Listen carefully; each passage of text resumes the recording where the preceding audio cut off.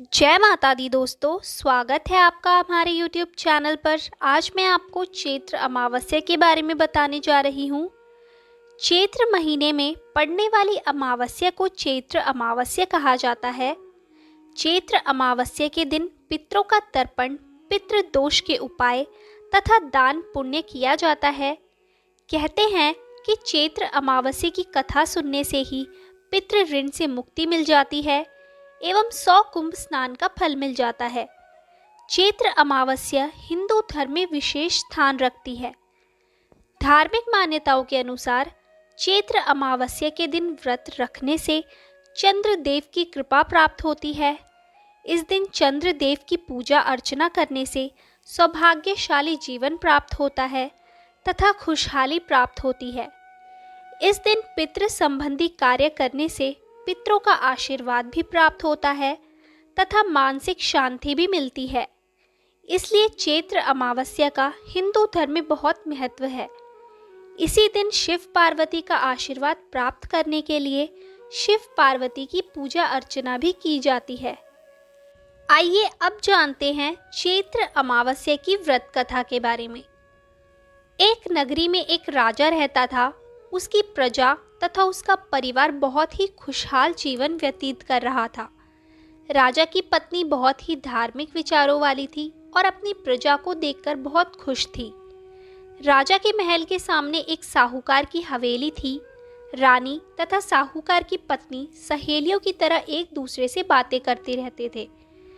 एक दिन साहूकार की हवेली से साहूकार की पत्नी की रोने की आवाज़ आई। रोने की आवाज़ सुनकर रानी ने राजा से इसका कारण पूछा तो राजा ने बताया कि साहूकार के पुत्र की मृत्यु हो गई है, जिस वजह से साहूकार की पत्नी दुखी है और दुख के कारण वह रो रही है। इस बात को सुनने के बाद रानी ने कहा कि आखिर दुख क्या है, वह क्यों रो रही है। यह बात सुनने के बाद राजा को समझ नहीं आ रहा था कि वह किस तरह रानी को समझाए कि दुख क्या होता है। राजा ने रानी को कहा कि जिस दिन तुम्हारे पुत्र की मृत्यु होगी उस दिन तुम्हें पता चल जाएगा कि दुख क्या होता है। राजा ने कहा कि तुम अपने पुत्र को मार दो, तभी तुम्हें दुख के बारे में पता चलेगा। यह बात सुनने के बाद रानी ने अपने पुत्र को महल से नीचे गिरा दिया। भगवान की कृपा से रानी का पुत्र किसी ढेर पर गिर गया और उसे कुछ नहीं हुआ। पुत्र को देखने के बाद रानी ने फिर से वही प्रश्न राजा से पूछा। तब राजा ने कहा कि पड़ोसी राज्य से युद्ध हो रहा है, मैं उस युद्ध में अकेला जाऊंगा और जब मेरी मृत्यु की खबर तुम तक पहुंचेगी तो तुम्हें एहसास हो जाएगा कि दुख क्या होता है। राजा युद्ध के लिए चला गया, परंतु भगवान की कृपा से वह जीत गया। राजा घर वापस आ गया और वह सोचने लगा कि आखिर ऐसी क्या बात है कि वह रानी को दुख का एहसास नहीं करवा पा रहा।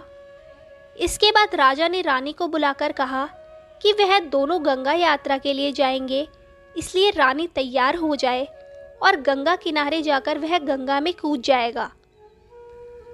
रानी ने गंगा यात्रा की तैयारी शुरू कर ली। दूसरी तरफ कैलाश में भगवान शिव ने सती को कहा कि मैं कलयुग में तुम्हें सुख आत्मा के दर्शन करवा दूंगा।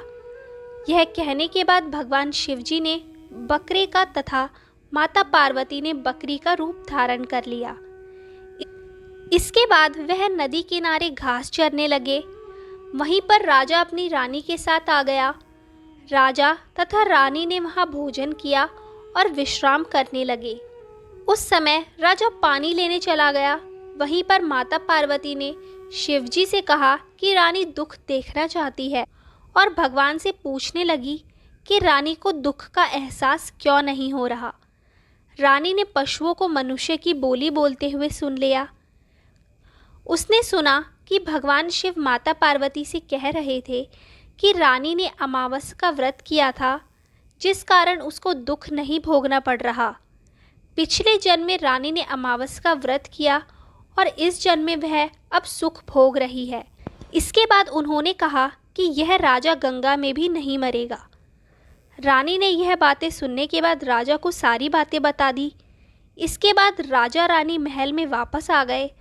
राजा ने अपनी प्रजा को भी अमावस्या के व्रत करने की आज्ञा दी और कहा कि जो भी मनुष्य अमावस्या का व्रत करेंगे उन्हें हमेशा सुख समृद्धि हासिल होगी। तो दोस्तों, ये थी चैत्र अमावस्या की व्रत कथा। आपको ये वीडियो कैसी लगी हमें कमेंट करके ज़रूर बताएं। अच्छी लगी हो तो हमारे चैनल को सब्सक्राइब करें और शेयर करना ना भूलें।